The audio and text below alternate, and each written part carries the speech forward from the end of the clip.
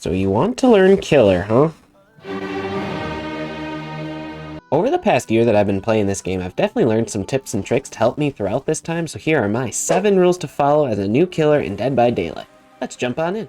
Tip number 1. The beginning sucks.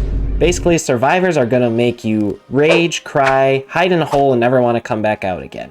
The beginning just sucks. You must learn to embrace the suckiness, and it will get better from there. No one will be sucking seed. We will all be eating popcorn! Tip number 2 is all about finding inner peace. And what I mean by this is don't hit the panic button every single time that the generators are getting done. Survivors are typically going to get 1 to 2 generators done before you even get your first hook, and that is okay. Remember, we want to play to the end game. They still got to finish 3 other generators and still open the exit gates. You will be fine. Just focus on getting your hits in and it'll all work out. Moving on to tip number 3. Some chases in this game are just unwinnable. There are certain loops where the survivor has the major upper hand, and that is okay. You need to recognize that so that you can take a step back and go find a survivor in a different area to chase so that you're not wasting your precious time as a killer.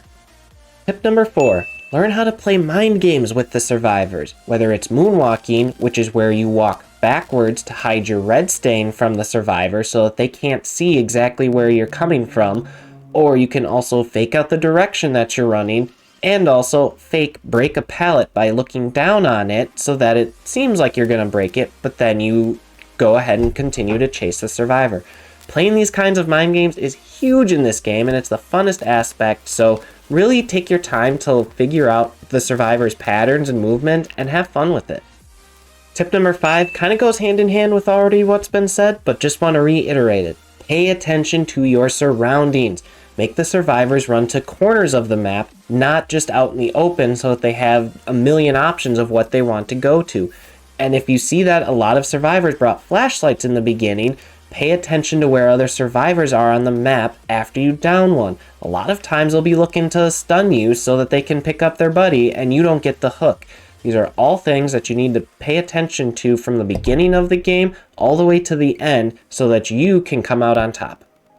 Tip number 6 is all about scoping out the survivors before the game even begins. Before the match starts, you're in the lobby and you can see what items the survivors are going to be bringing. This is huge. Use this to your advantage. If you see that they're bringing toolboxes, that means that they're probably either going to gen rush or sabotage a lot of hooks.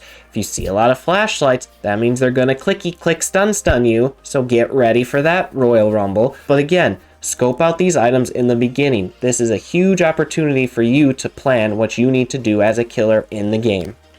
And finally, tip number 7. Basically, like all things in life, this game takes a lot of time and practice in order to get better at it. What you can do to do this is watch some YouTube videos of really good killer gameplay to get your mindset in gear of what you need to do and how you can prepare yourself better. And also, take time to reflect on your own losses. Maybe you chased a survivor too long, or you didn't gen patrol as well as you could of that game in order to come out on top. All these things will take time and practice, but I guarantee if you follow these tips, you will get better. Hope you enjoyed the video, and see you next time.